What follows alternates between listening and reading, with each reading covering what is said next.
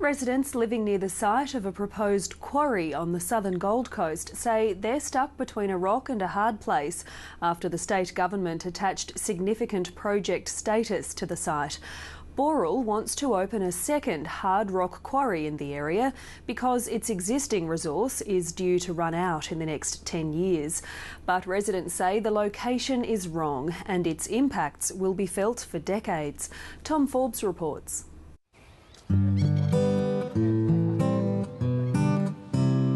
For 11 years, Sam and Inga Stewart have called the Tallebudgera Valley their home. It's clean, it's bright, the weather's incredible in winter and brilliant in summer.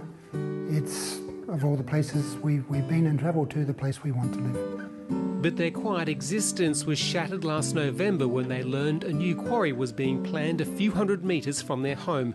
A total shock. This is a residential area, a rural community. To put a quarry here, it didn't make any sense. It makes sense to Boral, which already operates a hardstone quarry in the area, but the resource is running out. Sam Stewart says the Building and Construction Materials Company bought the 220-hectare property at Reedy Creek in 2005. The Gold Coast City Council designated the land as residential and open space. But in 2007, the state government identified it as a key resource area. Now Boral is seeking approval to open a second quarry. The Stewarts weren't the only residents angered by the news. A residents' meeting was held in December and around 450 people turned up at a small community hall to voice their concerns. They were absolutely wild, anxious, upset, shocked, and they have certainly let the government know. The Stop the Gold Coast Quarry Association was formed and Sam Stewart voted in as president. He says 650 people have now joined the group, which has recorded a protest anthem. We are quarry fighters, we're keeping the valley green. The anti-quarry group is angry because it believes Boral sidestepped the normal planning approval process. The residents took their concerns to local state member Jan Stuckey. The Gold Coast City Council said they didn't believe it was suitable for extractive industry. So Boral, again in their rights, went through the state government to apply for significant project status, which they have successfully achieved. The MP says significant project status takes the decision-making process away from council and puts it in the hands of the Coordinator-General. There's understandably a feeling of a bit of deceit there from people who feel that they've had the wool pulled over their eyes. In February, a petition was started and more than 9,000 people put pen to paper before it was tabled in State Parliament in May. The anti-quarry group isn't the only organisation rallying its troops. Boral's clients are engaged in a letter-writing campaign to local politicians. They want the elected representatives to know that quarrying is important to industries, including landscaping and, of course, construction. Stone products are used in just about every aspect of homes, from their slabs to Besser brick walls to concrete tiles, the drainage, the landscaping. The Housing Industry Association has 1,000 members on the Gold Coast and hundreds more just over the border in northern New South Wales. Colin Buttonshaw says the building industry needs a quarry on the southern end of the coast to help keep construction costs down. Housing affordability becomes a real issue for us in the housing industry.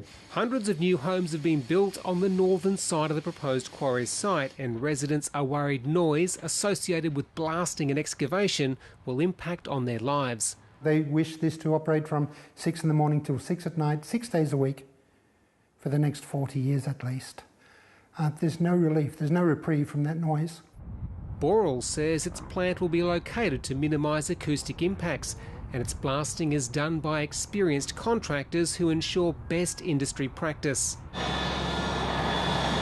Locals are also worried about dust, but Boral says it will have significant vegetation buffers and air quality will be monitored. Environmentalists say the quarry will severely affect a wildlife corridor which links the suburb of Burleigh with Springbrook in the Gold Coast hinterland. This quarry will take an extremely large chunk out of that corridor. These corridors are increasingly important as we lose habitat here on the Gold Coast.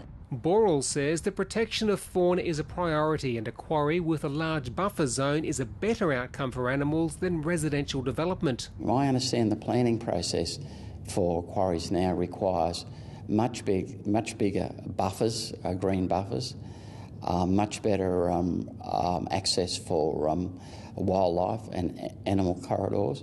So all these are taken into consideration. Environmental campaigner Lois Levy says the significant project status attached to the site makes it difficult for groups to oppose Boral's plans. Under the Act that this is being proposed, there are no legal avenues for the community. So the only opportunity really that the community has to protest is by simple force of numbers and political advocacy.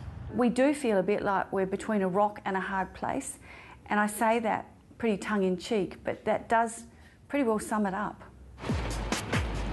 The Stop the Gold Coast Quarry Association will ramp up its fight midway through next year, when Boral is expected to hand its environmental impact statement to the Coordinator General, who will make the final decision. Sam Stewart says it's going to be a hard battle, but it's worth the fight. We wouldn't be here if we didn't think we could win. We are quarry fighters, we're keeping the valley green. Angry quarry fighters in a fight, we're gonna win. Tom Forbes reporting on the Gold Coast.